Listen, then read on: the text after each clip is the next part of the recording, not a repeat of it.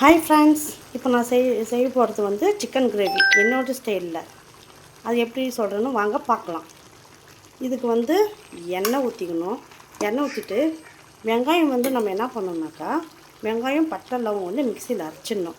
அப்படி எதுக்காக அந்த மாதிரி அரைக்கிறோம்னா, கிரேவி நல்லா திக்னஸாக வரும். யாருன்னா யாருன்னா வந்திருக்காங்கன்னா, இப்போ 3 பேர் 4 பேர் வந்திருக்காங்கன்னா அந்த மாதிரி செஞ்சு போட்டால் கிரேவி இன்னும் கொஞ்சம் கூடுதலாக வரும். அதுக்காக தான் வெங்காயம் பட்டை லவங்கம் வந்து நம்ம மிக்சியில் அரைச்சி போட்டுடணும். போட்டு பச்சை மிளகாய், இஞ்சி பூண்டு பேஸ்ட்டு போட்டு உப்பு போட்டு லைட்டாக மஞ்சள் பொடி போட்டு மூடி வச்சுருக்கேன். மூடி வச்சு பின்னாடி ஒரு 10 நிமிஷம் கழித்து பார்த்தா பாருங்கள், சிக்கனில் தண்ணி விட்டுருக்கு. அந்த டைமில் நம்ம என்ன பண்ணணும், கொஞ்சம் நேரம் கழித்து தக்காளி வந்து மிக்சியில் அரைச்சி வைக்கணும். மிக்சியில் அரைச்சி வச்சுட்டு நம்ம என்ன பண்ணணுன்னாக்கா ஊற்றணும். ஊற்றிட்டு இப்போ வந்து இதில் வந்து நான் தக்காளி அரைச்சி வச்சேன் இல்லையா, அது வந்து நான் சேர்த்தியாச்சு. இப்போ வந்து நம்ம என்ன பண்ணணும்னாக்கா, கொஞ்சம் சிக்கன் பொடி போடணும்.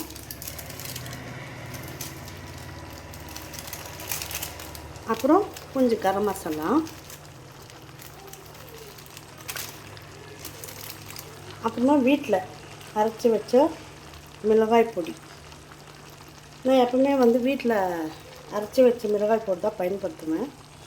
பிரியாணிக்கு மட்டும்தான் கடையில் வெறும் மிளகாத்தூள் பயன்படுத்துவேன். இது வந்து வீட்டில் செய்கிற மிளகாய் பொடி தான். சரிங்களா? அதே மாதிரி பெப்பரும் வந்து இப்போயே போட்டுடணும். ஏன் பெப்பர் இப்போயே போட்டுடணும்னு சொன்னால், சில பேருக்கு வந்து லாஸ்ட்டில் போட்டால் வந்து ஒரு கசப்பு தன்மை ஏற்படும். அதனால் வந்து பெப்பர் வந்து நம்ம இப்போயே போட்டுடணும். இப்போ தனியா பொடியும் நாங்களும் வீட்டிலே தான் செய்வோம். அந்த பொடி தான், எது ஒன்றும் நாங்கள் கடையில் யூஸ் பண்ண மாட்டோம். இப்போ நல்லா அது கலக்கணும். கலக்கி ஒரு மூடி போட்டு வச்சுன்னா ஒரு இதில் கொஞ்சம் மறுபடியும் தண்ணி விடும். பார்த்தீங்களா? இப்போ பார்த்தீங்களா சிக்கன் கிரேவி எவ்வளோ திக்னஸாக வந்திருக்கு? பார்த்தீங்களா கிரேவி எவ்வளோ? நான் தண்ணியே ஊற்றலை, ஆனால் கிரேவி பார்த்தீங்களா எவ்வளோ வந்திருக்கு? இப்போ நம்ம சிக்கன் வேகணும், அதுக்காக நம்ம கொஞ்சம் தண்ணி ஊற்றிக்கலாம். சில பேருக்கு தொக்கு பிடிக்கும், சில பேருக்கு வந்து மேக்ஸிமம் வந்து பாய்லர் கோழிலலாம் வந்து தேங்காய் அரைச்சி ஊற்றக்கூடாது. தேங்காய் அரைச்சி ஊற்றினாலே அது டேஸ்ட்டு போயிடும்.